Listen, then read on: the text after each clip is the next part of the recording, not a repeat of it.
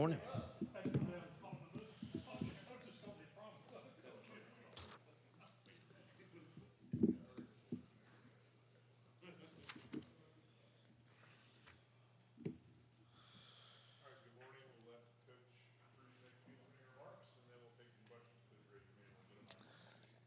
Yeah, good morning to all, and happy Labor Day. And it's obviously a lot of things to be pleased with from Saturday. And I know I said it in the post game, but just again, our student sections and band, cheerleaders, and fans in general were incredible, and I thought that spoke volumes to you know the people we're trying to convince to come join us. Just that Auburn is a special place, and just not a lot of places in a game like that do you see that type of atmosphere throughout the entire 4 quarters. So thankful so much for our people, and especially those students. And heck, they had to be there 6 hours or so.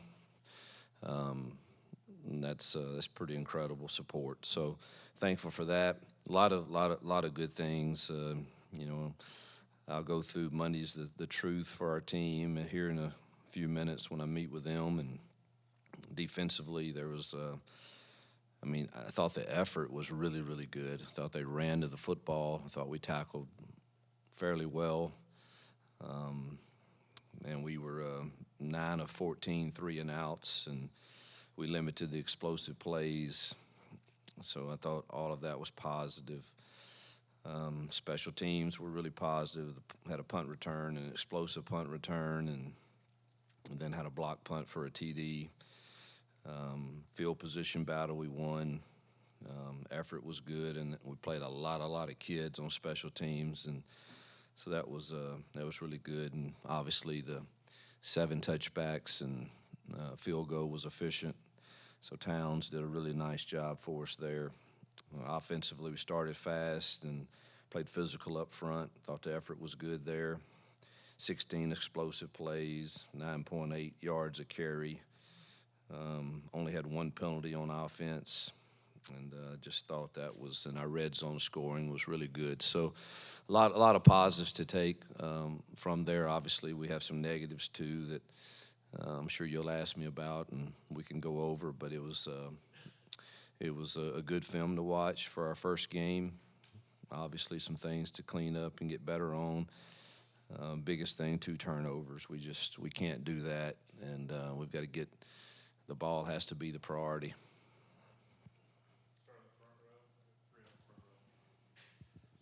Coach, looking forward to Cal. How much of what you've seen on tape so far that you're worried about from last year? Is your approach the same? Is this the same Cal team that you're facing? Or Defensively, it's the same. Justin Wilcox is one of the better defensive coordinators in the nation, has been for years, and Peter Sermon is with him, which both of those guys have been in Power 5 conferences for a long time and done a really nice job, and they did a great job against us last year. And so they have quite a few returners on that side, and both those defensive ends are really talented, 44 and 7. You've got to have a plan for those guys. Linebackers are aggressive, play hard, and athletic in the secondary. So they certainly will they play us the same exact way they did last year? I don't know. But last year they were basically saying we're going to make you have to throw the football and win some one-on-ones, and we struggled to do that some. Now we turned it over. We had some really good runs in that game, but we turned it over way too many times in it, and so we'll see. I mean, we've studied every game that they played from last year and yesterday for the most part, and this morning. They didn't do that the entire year, but that was their plan against us, and so we'll have to see. But I don't think it's going to be like it's not some mystery of what they're going to play. You know, they're going to play some even front. They're going to get in some bear, and that's kind of who they've been. And they do a really nice job. He'll have a good plan, I'm sure, and it'll be a good challenge for us to see kind of where we are offensively. Now, for our defensive staff, it is totally new coordinator, tempo, spread, empty a lot. Just it's you have one game to go on with the new coordinator, but obviously we know where he came from and can use some of that too. But it is we're going to have to get ready for tempo when they go fast, and it's so that creates problems with communication, and we've got to make sure we're communicating very effectively. But it's they are new offensively. It's different. Big quarterback, strong, good arm, can throw it. So it'll be another challenge for us. Do you expect Rakes to be available on Saturday? And then I think we saw Champ leave the game sort of toward the end. Do you have an update on him? Yeah, Champ has been struggling with a calf strain, and we really just want to. He probably could have played more snaps, but we just wanted to make sure we're trying to get him as healthy as possible also, and I do expect Isaiah to be ready. Tyler gets the start, left tackle, plays a good bit. Some shuffling around. What do you think of his play and then the play of the offensive line overall on Saturday? I thought it was solid. I thought we protected well, kept the quarterback clean, and then the run game was efficient, obviously, with 9 yards. I thought Percy's snaps were really good. Tyler made a few MAs, but overall I thought he was pretty solid. So it's good to see both of them play well. Coach, your thoughts on the play of the defensive line? I know Bobby Jameson Travis got a start. Just thoughts on how he earned that job? Yeah, we rotated a lot of guys in there and thought they were solid against the run. We didn't crush the pocket quite as well. We didn't call too many pressures really early on, and they were getting rid of the ball pretty fast, so it wasn't as bad as maybe I felt post-game. But I thought the inside guys played really well. I guess just building on what you said about the defensive line, if you see that rotation, kind of getting smaller, do you think it's going to continue to see 6 to 7 guys each game? I continue to see 6 to 7 guys in there, I hope.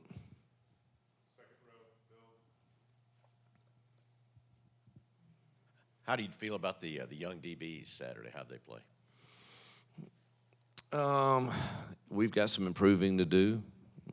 We can't panic and get so handsy. Be patient, stay in your technique, and then go play the ball. I thought there were a few good ones. J.C. Hart had a really good one. Unfortunately, he didn't.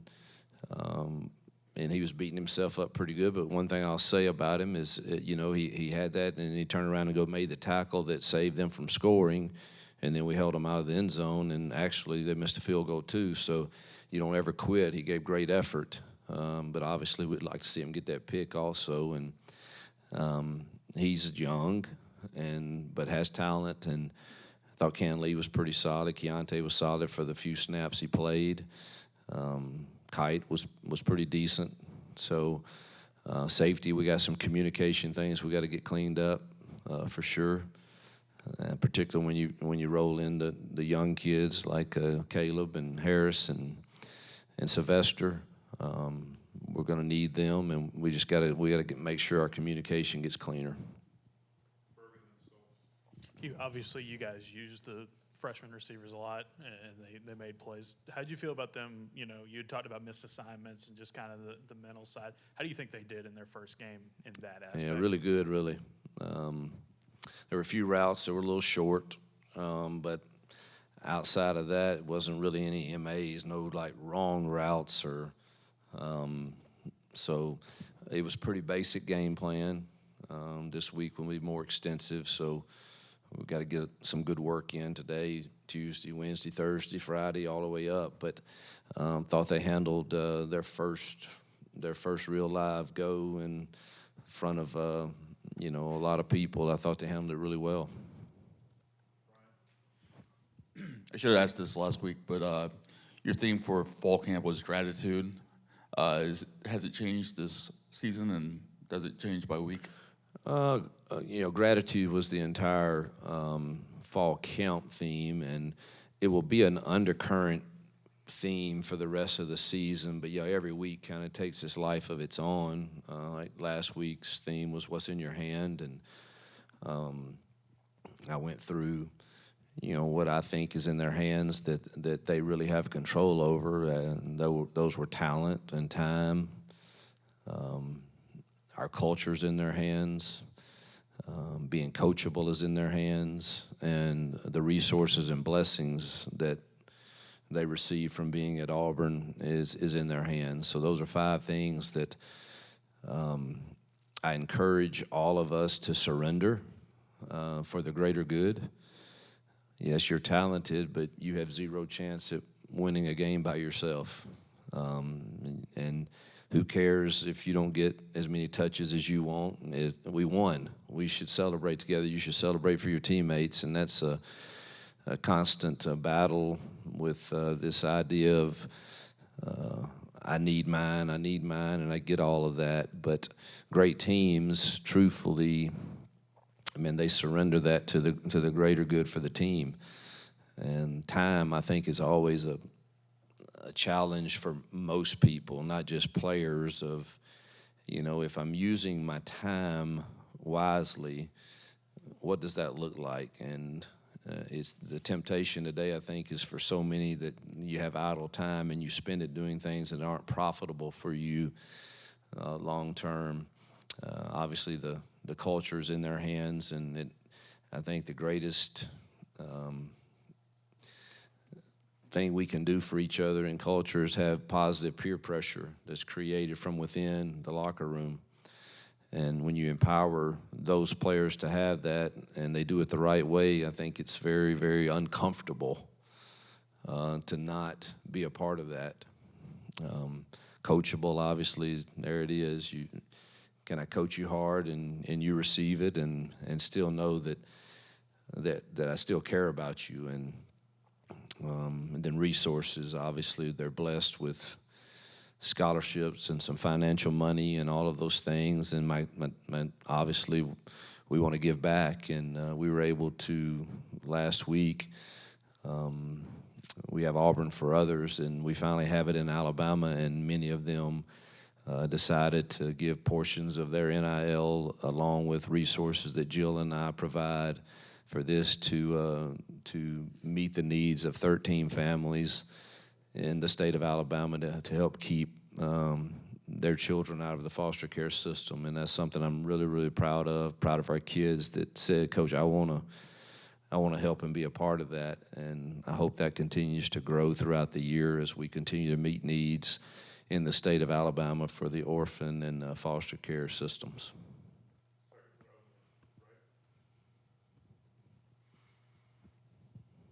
Coach, how do you feel like the capability of your offense was to score in such a multitude of ways, and does that impact your game planning going forward, knowing that you have options? I don't think there's any substitute for confidence. And if our kids believe in the game plan and believe that the plays that are going to get dialed up are solid, good calls, that our guys have a chance to win and make explosive plays like we did Saturday night, I think that's great. And we took a step in that direction. It's going to be more challenging as you move forward against, more equitable competition. And we're working hard this morning on trying to figure out what that looks like for us this week and what our young kids can handle. Because us coaches, we get in there and we got 1,000 things on the board that all look good, but that's impossible for that to all be a part of it. So I think that's the greatest challenge we have right now is let's hone in on the things that we know they can do and maybe present different pictures of how we get there. And hopefully that'll continue to grow confidence in that, and we can add more and more as we move forward. Coach, there were a few times on Saturday where even after good plays, you were on Peyton pretty hard, and you talked about it a little bit Saturday night about, just seeing things differently, especially against better competition. Have you had a chance to talk to him yet about any of those things? And if you haven't, what are you going to tell him? Oh, yeah, I talked to him right after the play on the sidelines. But, and now we got those iPads over there where I can, or Jesse, if I'm busy, or if there's a timeout, I go and say, do you see what I see? And Peyton can take the hard coaching. I wish the camera wasn't on me all the time, and my wife got on me about one of those, but it was a third down play that I know how critical those downs are in coming weeks, and I expect him to get those right, and I think that's a positive that he should take. Is if I didn't believe he should get those right, I wouldn't be quite as upset, but I expect him to get that right 95% of the time on certain things that I was upset with the other night. I was only really upset one time. I was frustrated a few others on, and he still made good throws and made a touchdown or whatever, but he didn't get himself protected like he's supposed to, and I don't want him taking unnecessary hits. And I've made it clear I believe in him, and with that, though, comes the expectation that if I know we have thoroughly discussed something, then the expectation is you get that right. He handles that fine.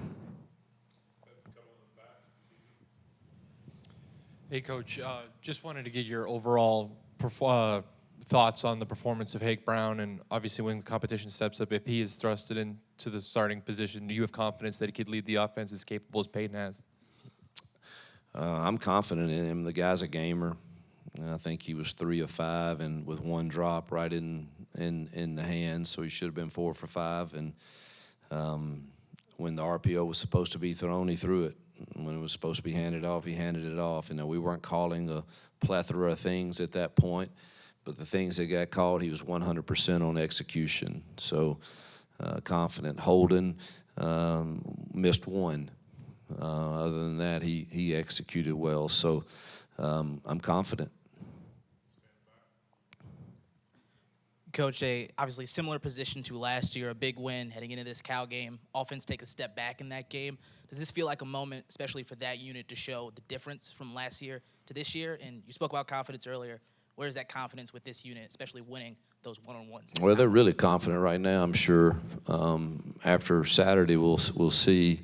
I think your initial statement is exactly accurate, and I won't run from that. That here's your chance. Our chance, not just them, us too as coaches, but here's our chance to prove we can be a fundamentally efficient scoring machine, and against who I think plays really good defensive football. So it'll be a really good test for us.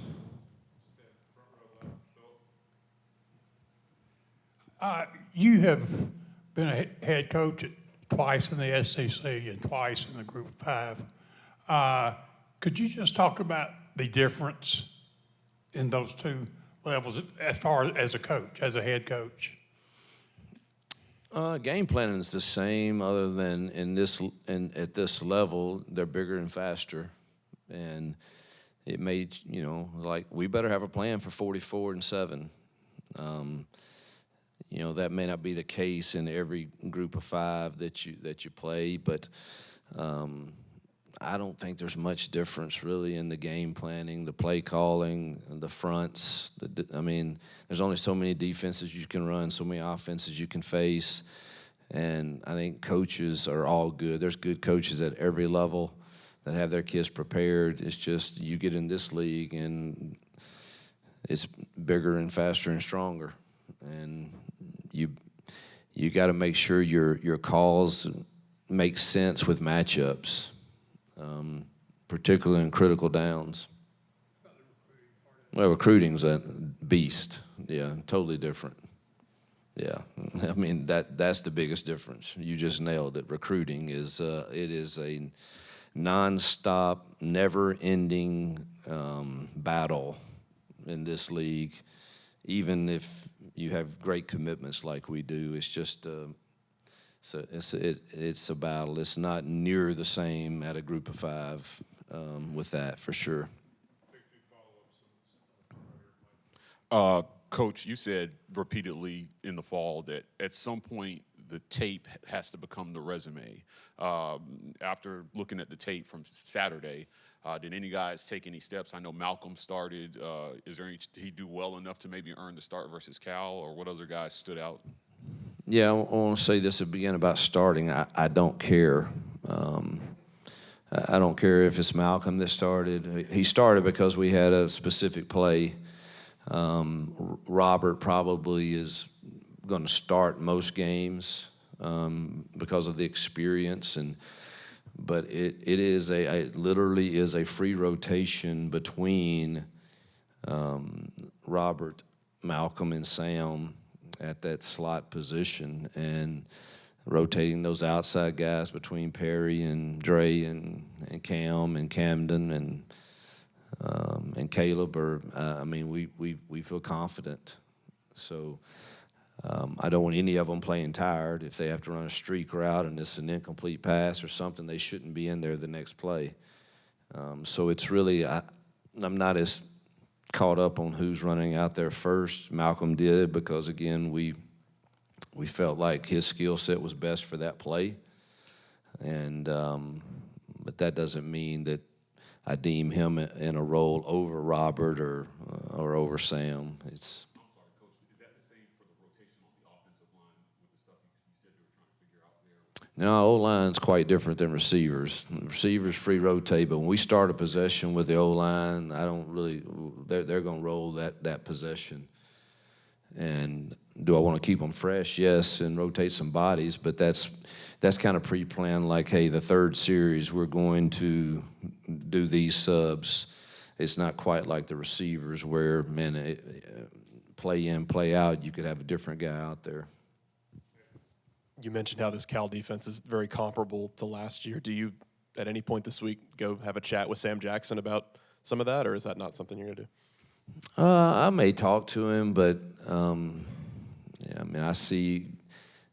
I see what they're doing and I think I have a good feel for what they've done. You don't know exactly when they're going to do it, but I know when we put 12 personnel out there, this is kind of, defensive guys don't change too much as far as this is how you treat 12 personnel as opposed to 11 personnel or 10 personnel. And now your fronts could be quite different, but I don't know that Sam would have an idea of when they're going to get in the bare front or when they're going to get in an even front. And but I'm sure probably our defensive guys would talk to him more than I would. What do you think of the linebacker play? Looked like those guys had a pretty strong game. Dorian and then Robert Woodyard has been a guy that's continued to produce. What did you see out of those guys Saturday? I thought they tackled well. I thought our drops in zone need work, but I thought they played hard and they tackled well. But we got to work on our pass drops for sure. Keontae almost housed that punt return, stepped out of bounds. How comfortable are you with him being your primary guy at punt return, knowing that he's, one of your key defensive guys this season as well, and he's had some injuries? Yeah. We need him back there. He's dynamic and has proven he can change field position for us. So, we want to get him as healthy as possible, but we need him back there for sure. I thought Dre was solid at catching it, so was Upton, but Keontae has proven he can change the field position back there. Coach, thank you. That's it.